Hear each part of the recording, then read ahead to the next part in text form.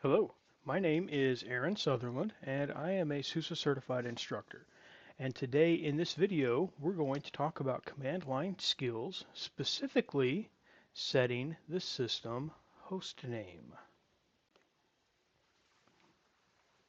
In a network environment, we have multiple computers, and it's difficult for us as humans to remember all of the different IP addresses for all of those computers. So today we're going to look at how to configure the host name for one of those systems and then set it up so that we can communicate to the host name instead of to the IP. Now if you look at my prompt here in my screen, you can see that it says user tux at localhost. Well, localhost is my current host name for the system. So if I type in host name, it shows me localhost at local domain. If I were to type in hostname CTL, it shows me that the static host name is currently unset. The transient host name is localhost. And then we see some more details about the computer itself. So we've got two different methods that we can use to configure the host name. The first is we can add the host name to the etc hostname file, which it works, and it's a solid method, and it's been around for many, many years.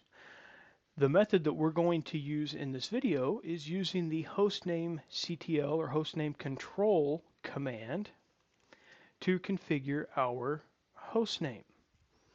So to do that, we do need elevated privileges. So sudo hostname CTL, and then we're going to specify, actually let's look at --help first. So with the commands, we've got status and host name and icon name and chassis and deployment and location and some other options there. We want to use the hostname CTL hostname command to set the system hostname. So hostname CTL hostname, and we're going to set this to demo1.example.com.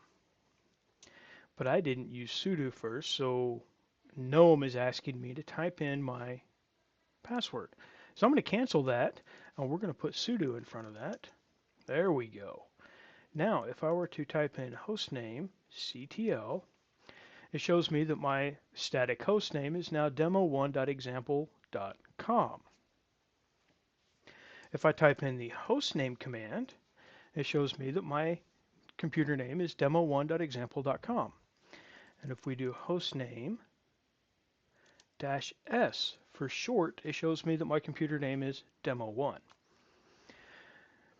Now, note that it hasn't yet updated my prompt. For it to update my prompt, we have to log out and log back in. But we're going to make one other change before we do that. So now that we've got our host name set, let's grab our IP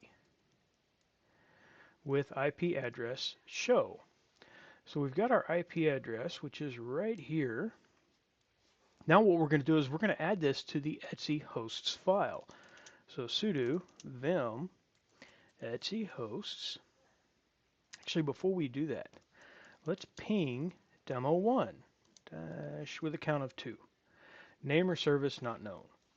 So now we're going to edit etc hosts.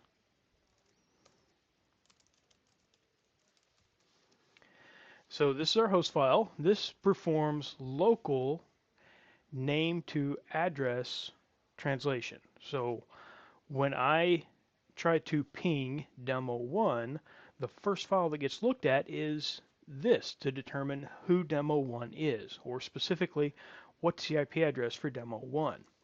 So what we're going to do is we're going to come down here and we're going to add in our IP address and then demo1.example.com and then demo1 for the short name. Once we've got that added, we can save and exit save our changes and exit. And then let's ping -count2 or -c2 demo1. And now we can see that it resolves and it responds. So let's try this again with example.com. And we can see here that it also responds. So now let's SSH tux at demo1. We'll accept the fingerprint, type in Tux's password, and there we go. We are logged into tux at demo1. This has been just a short overview of how to set the host name for your computer.